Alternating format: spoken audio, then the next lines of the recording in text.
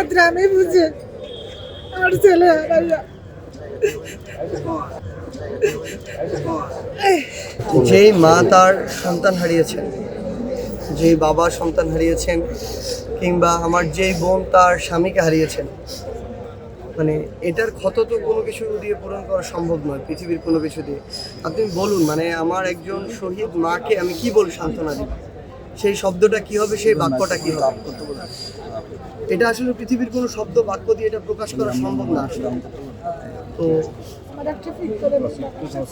আমরা শুধু আমাদের জায়গা থেকে একটা জিনিসই বলতে চাই যে যারা শুধু ক্ষমতায় থাকার জন্য এভাবে নির্বিচারে খুন করেছে, নিজের দেশের মানুষকে, জনগণকে এভাবে গণহত্যা ঘটিয়েছে, তারা যদি এই দেশটাকে নিজের দেশ মনে করত, এই মানুষগুলোকে নিজের দেশের মানুষ মনে করত, তাহলে ক্ষমতায় টিকে থাকার জন্য এভাবে নির্বিচারে খুন করতে পারতো না। এটা কোনোদিন সম্ভবই হতো না। আমরা চাই এই খুনিদের যেন বিচার হয় এই বাংলাদেশে। যদি না হয়, এই মাকে আমি কিভাবে মানে সান্ত্বনা দিব?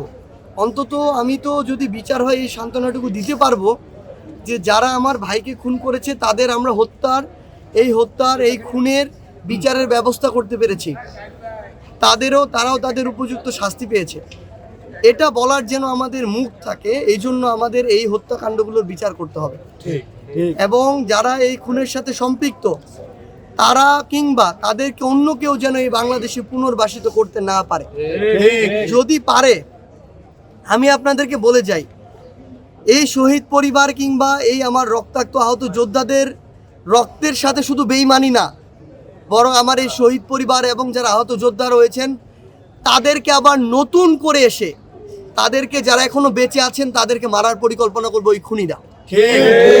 কারণ ওই খুনিরা এই বীরদেরকে ভয় পেত বলেই তাদের বুকে বুলেট চালাতে পেরেছে, তাদের মাথায় বুলেট চালাতে পেরেছে।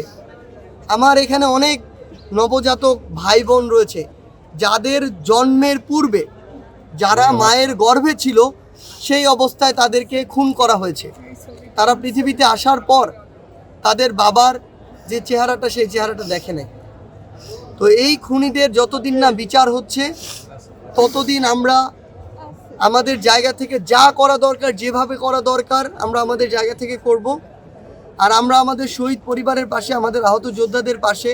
আমাদের এখন গুছিয়ে নিতে একটু সময় লাগছে, আমরা আমাদের সীমাবদ্ধতা স্বীকার করতে কোনো সমস্যা নেই, কিন্তু জাস্ট আমাদের প্রসেসটা ভেরিফিকেশন শেষ হলে গুছিয়ে নিলেই তাদের জন্য আজীবন, তারা যতদিন আছে, যেভাবে সহযোগিতা করা দরকার আমরা আমাদের ফাউন্ডেশন থেকে, জুলাই শহীদ স্মৃতি ফাউন্ডেশন বলি, বৈষম্য বিরোধী ছাত্র আন্দোলন বলি, আমাদের পক্ষ থেকে আমরা সর্বোচ্চ চেষ্টা করব তাদেরকে সহযোগিতা করার জন্য।